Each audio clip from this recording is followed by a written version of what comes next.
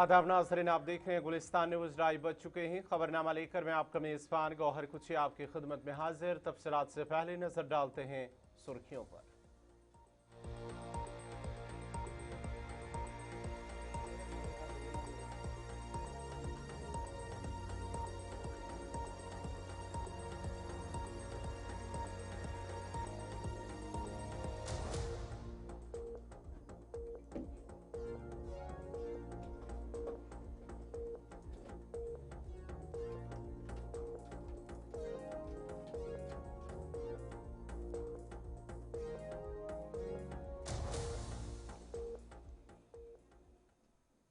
और अब पेश खबरों की तफसील। मुत्तहिदा मजलिस उलमा के एक आला सतही वफद ने आज नई दिल्ली में इस्लामी जमहूरिया ईरान के सफ़ीर से मुलाकात की और ईरान के अवाम के साथ दिली ताज़ियत और यकजहती का इजहार किया है। वफद की क़यादत मीरवैज़ कश्मीर डॉक्टर मौलवी मोहम्मद उमर फ़ारूक कर रहे थे, जबकि दीगर अराकीन में मुफ्ती नासरुल इस्लाम, आगा सईद हसन अल मौसवी अल सफ़ी, आगा सईद मुश्तबा मौसवी शामिल थे। वफद ने ईरान के सफ़ीर डॉक्टर मोहम्मद फ़तेह अली और दीगर सफारती हुकाम से मुलाकात की। वफद ने रहबर इनकलाब आयतुल्लाह अली ख़ामनाई की शहादत, उनके अहल खाना और दीगर क़यादत के इंतकाल पर गहरी रंजुगम का इज़हार किया और ईरान के अवाम के साथ इस मुश्किल घड़ी में मुकम्मल यकजहती का यकीन दिलाया। इस मौके पर वफद ने कहा है कि कश्मीरी अवाम को आयतुल्लाह अली ख़ामनाई की शहादत से शदीद सदमा पहुँचा है, जो उम्मत मुस्लिमा के एक मुमताज़ और काबिल एहतराम रहनुमा थी। उन्होंने ईरान पर मुसल्लत जारी जंग की शदीद मजम्मत करते हुए इसे आलमी ताकतों की जारियत करार दिया और उम्मीद जाहिर की कि सफारती कोशिशें जल्द कामयाब होंगी और खत्े में अमन इस्तेहकाम बहाल होगा। वफद ने मजीद कहा है कि कश्मीर और ईरान के दरमियान सदियों पर मुहित सकाफती, तारीखी और मजहबी रवाबित मौजूद है और कश्मीर को अक्सर ईरान सगीर कहा जाता है, जो दोनों अक़वाम के दरमियान मजबूत रिश्ते की अक्कासी करता है। आखिर में मुत्तहिदा मजलिस उलमा ने इस बात पर जोर दिया कि मौजूदा हालात में उम्मत मुस्लिमा को इत्तेहाद, साबित कदमी और इज्तिमा दुआ की ज़रूरत है, ताकि इन चैलेंजेस का मुकाबला किया जा सके और दुनिया में अमन कायम हो। देखिए, सबसे पहले तो हम चूँकि जिस मकसद से यहाँ आए थे वो था कि हम ताज़ियत का इज़हार करें और कंडोलेंसेस करें, ख़ासकर ख़ामनाई साहब की शहादत पे और जो लीडरशिप को टारगेट किया गया, जो बच्चों को वहाँ पे मारा गया, जो इस वक्त तबाही वहाँ पे हो रही है। तो जम्मू कश्मीर के अवाम बिल्कुल ईरान के भाई और बहनों के साथ खड़े हैं। हम समझते हैं कि उनके लिए मुश्किल हालात हैं और बहुत ही डिफ़िकल्ट सिचुएशन से वो गुज़र रहे हैं और हम उनको यकीन दिलाना चाहते हैं कि इस प्रोसेस में वो तन्हा नहीं है। जितना भी हमसे हो सके कश्मीर के लोगों से, आपने देखा कि वहाँ एहतजाज भी हुआ, हड़ताल भी हुआ, लोग निकले भी। आज भी लोग जो है अक़ीदत का इज़हार है, एक एक एक एक एक एक एक एक ताल्लुक़ है ईरान का और कश्मीर का, न सिर्फ मजहबी लिहाज से, सकाफ़ती लिहाज से, तारीख़ी लिहाज से। आपको पता है कि कश्मीर को तो ईरान सग़ीर ही कहा जाता था। तो इसलिए जो हमारी जो रिलेशनशिप्स हैं इनके साथ, तो उसका ये तकाज़ा था कि हम यहाँ आते और इज़हार ताज़ियत करते। बहुत अहम चीज़ है।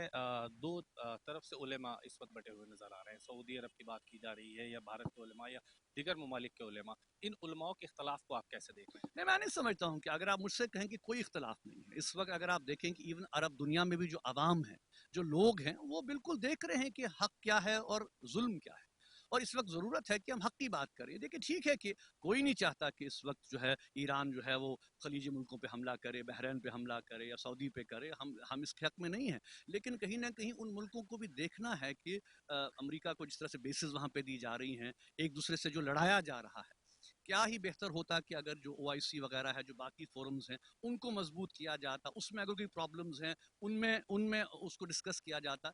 लेकिन वो जो डिवाइड एंड रूल की जो पॉलिसी इस वक्त अमेरिका और इसराइल कर रहा है कि यहाँ से इसराइल ने जो है वो अब्राहम अकॉर्ड और अमेरिका ने उसमें UAE को डाल दिया और बाकी लोगों से बात करी थी, एक एक ब्लॉक को अलग कर दिया। तो मैं समझता हूँ कि ये जो चैलेंजेस हैं इस वक्त मुस्लिम दुनिया के लिए, ये एक बहुत बड़ा मसला है और इस वक्त ज़रूरत इस बात की है कि अभी लग रहा है कि थोड़ा सा ज़रा मामला शायद कुछ डिप्लोमेसी काम कर जाए।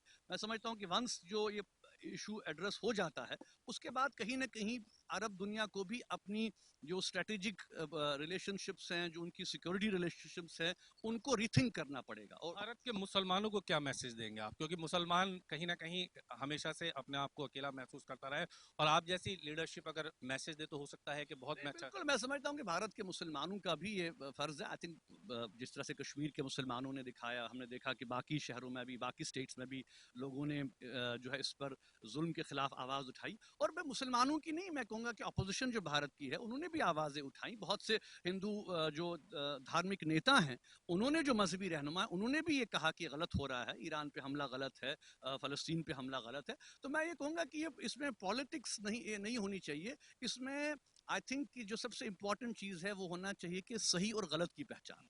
इस वक्त इसमें कोई दो राय नहीं है कि जो अमेरिका कर रहा है, जो इजराइल कर रहा है, वो बिल्कुल नाजायज़ है। एक मुल्क की सॉवरेनिटी को चैलेंज किया जा रहा है, उस पे आपने इन्वेड कर दिया है, उस पे आपने हमला कर दिया है।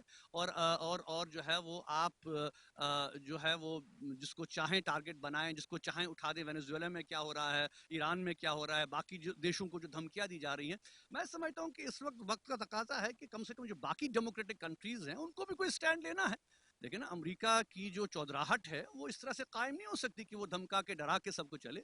और मैं समझता हूँ कि खासकर मुस्लिम दुनिया के हवाले से भी यहाँ के मैं कहूँगा कि कश्मीर की हम बात करें या हिंदुस्तान के मुसलमानों की बात करें, हाँ थोड़ा सा हम ये कह सकते हैं कि जो रिस्पॉन्स हम एक्सपेक्ट कर रहे थे गवर्नमेंट ऑफ इंडिया का होना चाहिए था खामनाई साहब की किलिंग पर और ईरान के हवाले से, वो उस तरह का रिस्पॉन्स नहीं था। अब वो रिकैलिब्रेट कर रहे हैं अपनी जो उनकी फॉरेन पॉलिसी है। बट मैं समझता हूँ कि भारत की भी ये जिम्मेदारी बनती है कि वो जो है वो देखें कि सही कौन है और गलत कौन है। बहुत शुक्रिया कीमती समय देने के लिए। वीडियो जर्नलिस्ट सादिक के साथ ताबिश कमाल, दिल्ली। जम्मू कश्मीर कानून साज असम्बली के बजट इजलास के दूसरे मरहले का आगाज आज सुबह हुआ है, जो 4 अप्रैल तक जारी रहेगा। इजलास शुरू होते ही हुकूमत और अपोजिशन के दरमियान सख्त सियासी बयानबाजी भी देखने को मिली। इजलास शुरू होते ही नेशनल कॉन्फ्रेंस के अरकान असम्बली की जानिब से अमरीका और इसराइल के खिलाफ एहतजाज किया गया और ईरान के साथ यकजहती का इजहार किया, जिस पर हिज़्ब इख्तिलाफ ने एतराज़ करते हुए हंगामा किया, जिसके बाद स्पीकर की जानिब से आधे घंटे के लिए ऐवान की कार्रवाई को मुलतवी भी करना पड़ा था। बाद में दोबारा से कार्रवाई शुरू हुई। इजलास के दौरान अपोजिशन जमाती गवर्नेंस, तरक्की, बेरोजगारी और अवामी फलाह बहबूद जैसे अहम मसाइल पर हुकूमत को इस इजलास के दौरान घेरने की तैयारी करेंगे, जबकि हुकूमत ने तनकीद का जवाब देने और कानून साजी के अमल को मौसर अंदाज में आगे बढ़ाने के लिए भी अपनी हिकमत अमली तैयार कर ली है। याद रहे कि इजलास के दौरान मुतअद्दिद अहम बिल भी पेश की जा रही हैं, जबकि रोजगार, नौजवानों की बहबूद, देही तरक्की, इंफ्रास्ट्रक्चर, अमन अमान, दाखिली, सलामती, सेहत और तालीम के शोबों पर अहम करारदादें भी ज़ेर बहस आएंगी। जम्मू कश्मीर असम्बली में आज उस वक्त माहौल गर्म हो गया जब नेशनल कॉन्फ्रेंस के एक एमएलए ने ईरान की मौजूदा सूरत हाल पर बहस कराने का मुतालबा किया। एमएलए ने कहा है कि आलमी सतह पर पैदा होने वाली कशीदगी के असरात खत्ते पर पड़ सकते हैं, इस पर अहम मसले पर ऐवान में गुफ्तगू जरूरी है। इस पर भारतीय जनता पार्टी के एमएलए सुरजीत सिंह सलातिया ने सख्त रद्दमल देते हुए सवाल उठाया कि जब बांग्लादेश में हिंदुओं पर हमले हो रहे थे उस वक्त नेशनल कॉन्फ्रेंस ने असेंबली में इस मामले को क्यों नहीं उठाया। सलातिया ने कहा है कि अपोजिशन को मुंतखब तौर पर मसाइल उठाने के बजाय हर इंसानी मसले पर यकसा मौक़िफ़ इख्तियार करना चाहिए।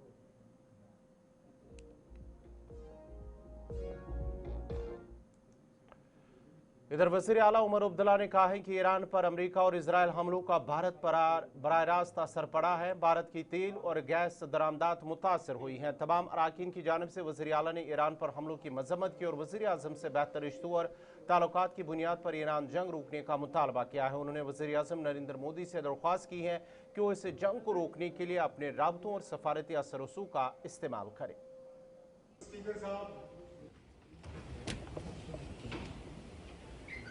ईरान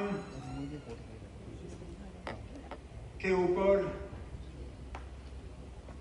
जिस तरह एक नाजायज और गैर कानूनी जंग ठोसा गया, मुझे नहीं लगता है कोई खड़ा होकर उसके हक में बोल सकेगा। उसके साथ साथ मैं आपकी बात कर ही नहीं रहा हूं ना, उसके साथ साथ जिस तरह इंसानियत का कत्ल करके बेरहमी से ईरान के सुप्रीम लीडर आयतुल्लाह खamenei साहब, उनके कई साथी और करीबी रिश्तेदारों को शहीद किया गया। उसकी जितनी भी मजम्मत की जाए कम होगी। अफसोस की बात यह है कि मामला वहां रुका नहीं। स्कूल में पढ़ते हुए मासूम बच्चियों को जिस तरह बेरहमी से मारा गया,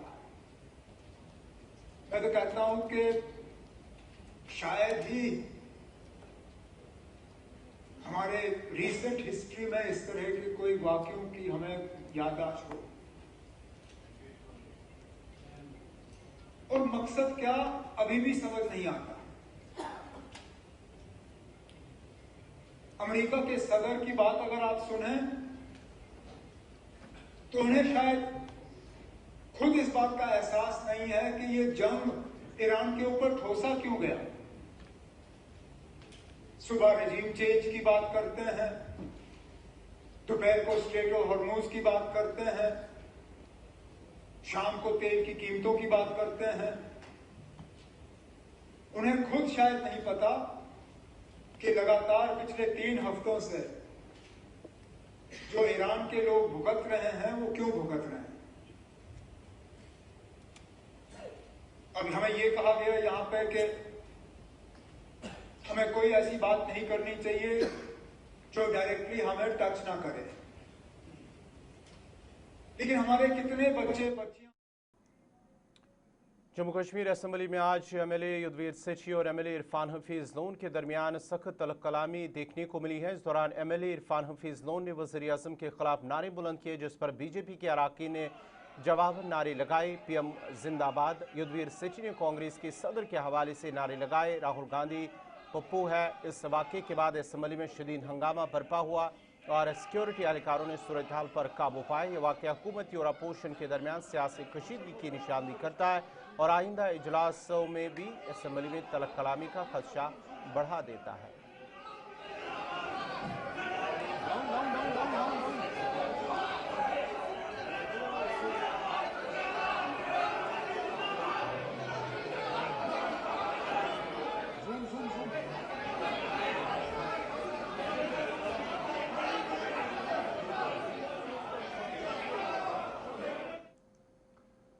भारतीय जनता पार्टी के सीनियर लीडर और रुकन असम्बली श्यामलाल शर्मा ने कहा है कि कांग्रेस अराकीन की जानिब से असम्बली की तकद्दुस को पामाल किया गया है, जबकि ये असम्बली खारजा पॉलिसियों को बहस करने के लिए नहीं है। मुझे लगता है कि उन्होंने आज जो एक मर्यादा होती है सदन की, उसको तार तार किया है और वो हिंदुस्तान के सदन में भी आप देख रहे हैं और इंटरनेशनल इवेंट में भी आपने देखा कि ये किस हद तक जा रहे हैं। This is sort of frustration और खसूसन तौर पर कांग्रेस पार्टी की जो है ये फ्रस्ट्रेशन है, क्योंकि ये अपना जनाधार जो है वो खो चुके हैं और लीडरशिप वैक्यूम है उनके पास। ये राहुल गांधी जी को लीडर बनाना चाहते हैं, वो बनते नहीं। मैंने 2017 में कह दिया था और मीटिंग में कहा था, एक बड़ी मीटिंग में, कि राहुल गांधी जी लीडर नहीं बन सकते। तो अब कुछ हैं वहां पे भी अंध भगत। तो इसलिए कंप्रोमाइज कौन कर रहा है? भारत कंप्रोमाइज नहीं करता है, आंखों में आंखें डाल के बात करता है, ना किसी को नीचा दिखाना चाहता है और ना किसी के सामने सर झुकाता है। नेशनल कॉन्फ्रेंस जो है वो ईरान के साथ इस समय खड़ी है, उसके लिए अमेरिका इजराइल के लिए जो है वो खिलाफ प्रदर्शन भी किया गया, ट्रम्प के हाय हाय के नारे भी लगाए गए। आप इनको किस तरीके से? देखिए, ये एक डेमोक्रेसी की खूबसूरती है, आप करो लेकिन डिसेंट वे से करो। लेकिन ये हाउस इसको डिस्कस करने के लिए ही है। जो इंटरनेशनल इशू जो है वो यहाँ डिस्कस नहीं होते।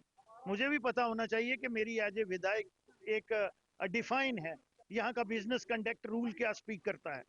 तो ये कहीं ना कहीं प्रेस गैलरी को और अपनी गैलरी को प्ले करने के लिए वो नारे लगा रहे हैं। तो कहते हैं सुप्रीम लीडर की ख्याल भी अच्छा है दिल को बहलाने के लिए। सुप्रीम लीडर की तस्वीर भी हाथों में थी तनवीर सादिक एमएलए की। वो रिलीजियस लीडर था, वो रिलीजियस लीडर है और कॉन्स्टिट्यूशन में संविधानिक पोस्ट जिस भारत का कॉन्स्टिट्यूशन है उसको मान्यता नहीं देता। अच्छा, एनएलयू को लेकर भी आपके द्वारा जो है वो अंदर हाउस में प्रदर्शन किया गया। रुकन असम्बली और भारतीय जनता पार्टी लीडर शगुन परिहार ने कहा है कि जम्मू कश्मीर की असम्बली ईरान या दीगर गैर मुल्की मामलात को बहस करने के लिए नहीं है, बल्कि ये जम्मू कश्मीर की आवाम के मामलात पर बातचीत करने के लिए है। देखिए, ईरान यहाँ इस हाउस का डोमेन नहीं है जो यहाँ पे डिस्कस किया जाए। हमारी असेंबली जम्मू कश्मीर के मसलों के लिए है। जहाँ हम एनएलयू की बात कर रहे थे हमारे जम्मू रीजन के लिए, वहाँ मुद्दे को भटकाने के लिए इन्होंने ईरान का नाम ले लिया। हमारे बच्चों की डिमांड एनएलयू की है, तो मुझे लगता है चीफ मिनिस्टर को इस मांग को पूरा करना चाहिए। कहीं न कहीं जो इरफान हाफिज लोन के द्वारा जो शब्दों का प्रयोग किया गया था प्रधानमंत्री नरेंद्र मोदी के लिए, उनको लेकर आप क्या कहना चाहेंगे? देखिए, प्रधानमंत्री नरेंद्र मोदी जी को देश ही नहीं विदेश भी पूछता है, और मुझे लगता है इसकी मैं कड़े शब्दों में निंदा करती हूँ। और जम्मू कश्मीर की असेंबली को उनके ये असेंबली में ये जो शब्द उन्होंने कहे हैं, उनको ये शब्द वापस लेने चाहिए। आधे घंटे के लिए हाउस को एडजर्न। इधर कांग्रेस से रुकन असम्बली चौधरी इफ्तिखार अहमद ने कहा है कि उनकी जानिब से जमहूरी तरीके से मरकजी हुकूमत की खारिजा पॉलिसियों के खिलाफ एहतजाज किया गया है, ताहम बदकिस्मती से भाजपा के अरकान ने गलत अल्फाज का इस्तेमाल किया। देखिए, हम हाउस में जो हमारा डेमोक्रेटिक राइट है, हम उसका प्रदर्शन कर रहे थे। और हम जो सरकार की नीतियाँ हैं, अपोजिशन पार्टी होने के नाते, एक विधायक होने के नाते हमने उसका एहतजाज किया, हमने प्रोटेस्ट किया कि प्रधानमंत्री जी कंप्रोमाइज्ड हैं। क्योंकि नरेंद्र मोदी जी जिस तरीके से अमेरिका के ट्रंप साहब ने, जो राष्ट्रपति है, उन्होंने टैरिफ लगाया, वो अनाउंस करते हैं। ऑपरेशन सिंदूर हुआ तो सीज फायर का ऐलान कौन कर रहा है? ट्रंप जी के ट्वीट से हो रहा है। और दूसरी तरफ जो टैरिफ लगाया गया, 18% टैरिफ हिंदुस्तान पे लगाया, जबकि अमेरिका पे कोई टैरिफ नहीं। अमेरिका तय कर रहा है कि तेल भारत कहां से खरीदेगा, वेनेजुला से खरीदेगा या रशिया से खरीदेगा। तो ये हमारी फॉरेन पॉलिसी बिल्कुल फेल हो चुकी है। प्रधानमंत्री जी सरेंडर हो चुके हैं। और जिस तरीके से एब्स्टेन फाइल में प्रधानमंत्री जी के मित्रों के नाम आ रहे हैं,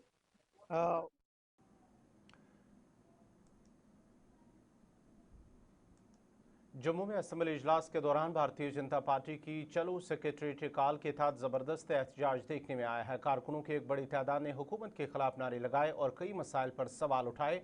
बीजेपी ने हुकूमत पर नेशनल लॉ यूनिवर्सिटी और 24,000 नौकरियों को लेकर संगीन इल्जाम लगाए हैं। नगरोटा एमएलए दिव्यानी राणा ने कहा है कि बगैर किसी नोटिफिकेशन या सीआईडी की तस्दीक के बैकडोर से नौकरियां दी जा रही हैं, जो कि इंतहाई तशवीशनाक है। उन्होंने इन भर्तियों में शफाफियत और एहतसाब को तय करने का मुतालबा किया। देखिए, इसमें बड़ा पर्टिनेंट है। जम्मू कश्मीर एक सेंसिटिव एरिया है, और सेंसिटिव इलाके में जब बिना किसी सीआईडी वेरिफिकेशन के लिए नौकरियां लग रही हैं, सरकारी नौकरी लग रही है, तो हमारा पूरा हक बनता है ये पूछना कि ये जो बैकडोर और नो एंट्रीज हो रही हैं, इसकी क्या जवाबदेही है, कौन इन नौकरियों पर लग रहा है, क्या उनका बैकग्राउंड वेरिफिकेशन हो रहा है, और किस प्रकार से इनको कोई बिना कोई नोटिफिकेशन अगर जॉब फिल की जा रही है, जहाँ पर खासतौर पर अनएम्प्लॉयमेंट का इतना बड़ा मुद्दा है जम्मू कश्मीर में, तो हमारा हक बनता है कि हम जाने की ये अपॉइंटमेंट्स किस प्रकार से होगी। काबीना वजीर सतीश शर्मा ने नेशनल लॉ यूनिवर्सिटी के क़याम पर कहा है कि मरकज़ में भाजपा की सरकार है, इसलिए जम्मू कश्मीर के भाजपा लीडरान को चाहिए कि वो मरकजी हुकूमत से रुकूमत देने का मुतालबा करे, ताकि जम्मू में भी इस लॉ यूनिवर्सिटी का क़याम अमल में लाया जाए। भारतीय जनता पार्टी को मैं बोलूँगा, दिल्ली सरकार आपकी है और हम यूटी के मंत्री हैं। दिल्ली वालों को बोलो पैसा दीजिए, हम 1-2 की जगह 3 बना देना चाहते हैं। देखो, सिर्फ opposition for the sake of opposition नहीं होनी चाहिए। अपोजिशन, मैं बार बार बोलता हूँ, they could not convince you, they are confusing you. आज ज़रूरत थी ईरान के साथ खड़े होने की। जो बच्चियाँ वहाँ पर इन्होंने बेकसूर मारी हैं, तो आज ज़रूरत थी कि जो हमारा ऑल टाइम फ्रेंड था ईरान, आपने उसको छोड़कर नहीं जा रही हैं पाई लियाँ। ਜਿਹੜੇ ਪੁਰਾਣੀਆਂ ਹੁੰਦੀਆਂ ना, ਜਿਹੜੀਆਂ ਨਿੱਕੇ ਹੁੰਦੀ ਦੀਆਂ ਲੱਗੀ ਦੀਆਂ ਹੁੰਦੀਆਂ, वो अच्छी होती हैं। बचपन की जो दोस्तियां हैं वो ज़्यादा मजबूत हैं। ग्वादार पोर्ट मिलना वाज नॉट ए जोक, जबकि पूरा चाइना, अमेरिका आपको अपोज कर रहा था। उन्होंने आपको सस्ते में तेल दिया। देयर वाज कंटेनर्स के पैसे नहीं लिए जाते थे। Takes 28 days to hit the ports of India. आज भी ईरान आपके साथ है। तो कहीं ना कहीं इंसानियत को बड़ा समझ के और कमर्शियल रिलेशंस और बिजनेस रिलेशंस को परे करके आपको इंसानी और ह्यूमैनिटेरियन ग्राउंड्स पे सोचना चाहिए। वही हिंदुस्तान का मुस्तकबिल, उसी पे। एलपीजी को लेकर इस समय काफी ज्यादा बिल्कुल लोगों कमी है। पैनिक। देखो, पूरे वर्ल्ड में ये क्राइसिस है, क्योंकि जिस कंट्री को ही आपने इग्नोर कर दिया, 30% जहाँ से आता था, बहुत सारी जो उनकी फैसिलिटीज थी तबाह होगी। तो मुझे लगता है अभी तक हमारे पास 11 और 17 दिन का कोटा एलपीजी हमारा, हाँ, we have sufficient quota, no need to worry, and I hope in days to come good sense will prevail and we will be benefited out of it. आज सीएम उमर अब्दुल्ला भी जो है वो बैठक उनकी होने जा रही वीडियो कॉन्फ्रेंस के जरिए प्रधानमंत्री नरेंद्र मोदी ले रहे हैं। आई होप कि हमें जो 50% मैंने कोटा मांगा है कमर्शियल का वो हमें मिल जाएगा। राजौरी में आज एसीबी की जानिब से एक और बड़ी कार्रवाई अंजाम दी गई है, जिस दौरान महकमे जंगलात के एक फॉरेस्टर और एक गार्ड को 7,000 रुपये रिश्वत लेते हुए खांडली के करीब रंगे हाथों गिरफ्तार कर लिया गया। इस सिलसिले में एसीबी की जानिब से एक केस भी दर्ज कर लिया गया है और तहकीकात जारी है। मजीद तफसीलात दे रहे हैं ग्राउंड जीरो से जमशीद मलिक। करप्शन ब्यूरो की एक और बड़ी कार्रवाई राजौरी के अंदर फॉरेस्टर और एक गार्ड को रंगे हाथों रिश्वत लेते हुए राजौरी के इलाके से पकड़ा गया। इन्होंने ली, जिसमें रंगे हाथों एसीबी ने इन दोनों को राजौरी के खांडली पुल के नजदीक से गिरफ्तार किया, जिसमें एक महकमा फॉरेस्ट का फॉरेस्टर बताया जा रहा है और दूसरा एक गार्ड है जिसको एसीबी ने राजौरी के खांडली पुल के नजदीक रंगे हाथों एक बार फिर पकड़ा है। राजौरी के अंदर ये दूसरी बड़ी कार्रवाई एंटी करप्शन ब्यूरो की, जिसमें एक बार फिर दो करप्शन के खिलाफ बड़ी मुहिम एंटी करप्शन ब्यूरो की और एक फॉरेस्टर और एक गार्ड को रंगे हाथों 70,000 रुपया रिश्वत लेते हुए एंटी करप्शन ब्यूरो ने दर दबोचा है। और ये बड़ी कार्रवाइयां राजौरी के अंदर पिछले माफ कीजिएगा 7,000 रुपया नकदी लेते हुए इसको पुलिस ने यहाँ रंगे हाथों एंटी करप्शन ब्यूरो ने रंगे हाथों पकड़ा। और एंटी करप्शन ब्यूरो के पिछले कुछ अर्सा से राजौरी के अंदर करप्शन के खिलाफ बड़ी कार्रवाइयां देखने को मिल रही है, जिसमें एक और बड़ी कार्रवाई आज एंटी करप्शन ब्यूरो ने की है, जिसमें एक और एंटी करप्शन ब्यूरो ने एक और वादी कश्मीर में ईंधन की सूरत हाल मामूल के मुताबिक है। हुकूमत ने ईंधन पर एक्साइज में कमी का ऐलान तो किया है, जिसका मकसद कंपनियों को फी बैरल रिलीफ फराहम करना है। ताम आम शहरियों पर इसके असरात अभी तक नजर नहीं आए।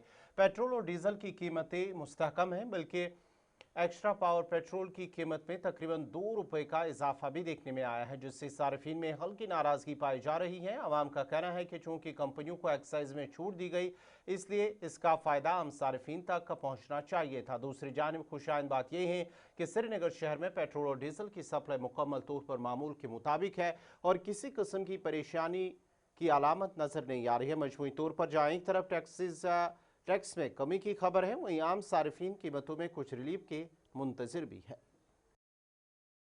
नहीं, अभी तो वही दाम है जो पहले भी थे, तो हम उम्मीद करते हैं कि अगर एक्साइज ड्यूटी कम हो गई है, जितना कम हो गया है उतना भी हम चाहते हैं कि पेट्रोल में भी थोड़ा सा कम हो जाए। अच्छा, पावर में रेट बढ़ गई है, पावर पेट्रोल में 2 रुपये बढ़ा दिया गया है। जी, तो आपको लगता है कि इसका असर पड़ेगा मार्केट में? जी जरूर पड़ेगा। अगर बढ़ाने के लिए तो ये तैयार होते हैं, बढ़ाने के लिए तो पहले ही बढ़ाएंगे, मगर जब कम होता है उस सिचुएशन में बड़ा ये टाइम लगाते हैं कम करने में। इवन मेनली तो कम करते ही नहीं है। फिर उम्मीद क्या है आपको? मैं चाहता हूं अगर ये कम हो गया है तो हमें भी थोड़ा सा कम दाम में मिले। बैरल्स को लेकर जिस तरह से एक्साइज ड्यूटी कम हुई है, तो पेट्रोल के दाम भी कम होने चाहिए। जी बिल्कुल। तो पेट्रोल मिल रहा है आपको? जो शॉर्टेज वगैरह बताई जा रही थी इजीली मिल रहा है। मैं आया और पेट्रोल पंप पे आया तो मिल रहा है, इजीली मिल रहा है। कोई कम तो होने चाहिए, पता नहीं क्यों बढ़ा रहे हैं। कम तो होने चाहिए, पता नहीं क्यों बढ़ा रहे हैं। उम्मीदें क्या है सर आपको? अभी तो जब तक ये लड़ाई चल रही है पता नहीं क्या कितना बढ़ेगा, क्या होगा, कुछ आइडिया नहीं है। अगर बैरल्स पे कंपनीज को एक्साइज ड्यूटी कम हुई है, तो एक आम इंसान जनता पर क्या कम होना चाहिए? बिल्कुल कम होना चाहिए था। पेट्रोल के दाम वही है, बल्कि प्रीमियम में 2 रुपए कुछ पैसे चढ़ गए हैं। और अगर एक्साइज ड्यूटी करते हैं, लोगों को फायदा होना चाहिए कि इस ड्यूटी से पेट्रोल कम होना चाहिए, वही लोग के लिए। और पेट्रोल बहुत आ रहा है पीछे से, कोई पैनिक होने की जरूरत नहीं है, पैरों में लेने की जरूरत नहीं है। गाड़ी में फुल करो, ले जाओ और जाओ, खुदा के हवाले। एक साइड से अगर एक्साइज ड्यूटी कम हुई है, तो दूसरी साइड से आपको नहीं लगता है कि पेट्रोल के दाम भी कम होने चाहिए? हाँ, वही होना चाहिए, कम होने चाहिए कि पब्लिक को राहत मिलेगी। उससे कम होने से पब्लिक को राहत मिलेगी। उसके बाद बावजूद प्रीमियम पेट्रोल में 2 रुपए 16 पैसे चढ़ गए। तो क्या ये पेट्रोल के दाम आगे बढ़ेंगे या कम होंगे? आपको क्या लग रहा है? ये पता नहीं है, गवर्नमेंट को सोचना पाइएगा। उसको अगर पेट्रोल वहाँ कम हो गया, यहाँ भी कम करना चाहिए। इस वक्त हम यहाँ पेट्रोल पंप पे मौजूद है और पेट्रोल को लेकर जिस तरीके से खबरें आ रही थी, अफवाहबाजी हो रही थी कि शायद पेट्रोल और डीजल जो है उसकी किल्लत पाई जा रही है, लंबी लंबी कतारों में लोग खड़े थे, मगर आप देख सकते हैं कि यहाँ पर बिल्कुल आराम से पेट्रोल और डीजल भी फराहम किया जा रहा है। मगर यहाँ पर खबर है एक्साइज ड्यूटी को लेकर, जबकि सरकार ने एक्साइज ड्यूटी कम जरूर कर दी गई है, मगर थोड़ा वाज़ेह तौर पर मैं क्लियर करना चाहूंगा। मेरे वीजे मोहम्मद शफी मेरे साथ है। यहाँ पर आपको बताते चले कि एक साइड से पेट्रोल और डीजल की जो एक्साइज ड्यूटी है वो जरूर बैरल्स में कम हुई है, यहाँ यानी कंपनीज को लेकर कम हुई है, मगर जो पेट्रोल के दाम है उनमें कोई कह सकते हैं कि पैसेंजर और क्लाइंट को लेकर कम नहीं हुई है। जबकि ये क्लियर हो चुका है कि पेट्रोल और डीजल के दाम अभी वैसे के वैसे ही है। जो एक्साइज ड्यूटी है वो कंपनीज के बैरल्स को लेकर कम हो चुकी है। मगर साथ ही साथ आपको ये भी बताते चले कि नॉर्मल पेट्रोल हो या पावर पेट्रोल हो, और पावर पेट्रोल को लेकर अगर हम बात करें तो बल्कि इसमें इजाफा ही हुआ है। यानी एक बात आपको बताते चले कि तकरीबन 2 रुपए 93 पैसे जो है वो पावर पेट्रोल में भी इसकी बढ़ोतरी हो गई है।